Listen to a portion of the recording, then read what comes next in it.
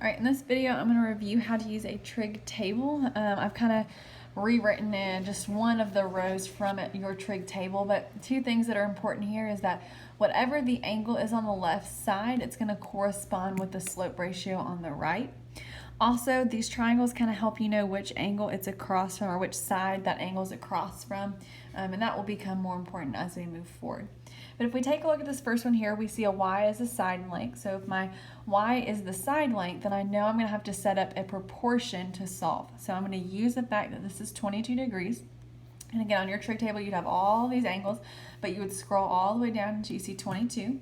And then you would go over to see, okay, well, any triangle that has a 22-degree angle and a 90-degree angle will have their two legs be in a ratio of 2 to 5. So I'm going to start this by saying 2 over 5 equals. And this 2 is the shorter side, so when you're looking here, don't get confused if it's been rotated or flipped. The shorter side here is right here at 70, so this is going to be my 2, and then my longer side is a 5. So when I set this equal, I'm going to set it equal to 70 over y. My next step is to cross multiply, so 5 times 7 is going to be 350 equals, and then 2 times y is 2y.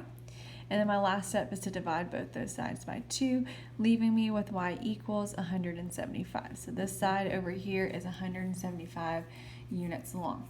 So remember, this triangle here in the problem is similar to this triangle, meaning there is that scale factor between the two sides. That's why we can set up that proportion and cross multiply. If we look at the second triangle over here, we have both side lengths, but we're looking for the missing angle. So in order to do that, I need to compare my side lengths here. So I'm going to compare these lengths over here, and I'm going to have 6 over 15.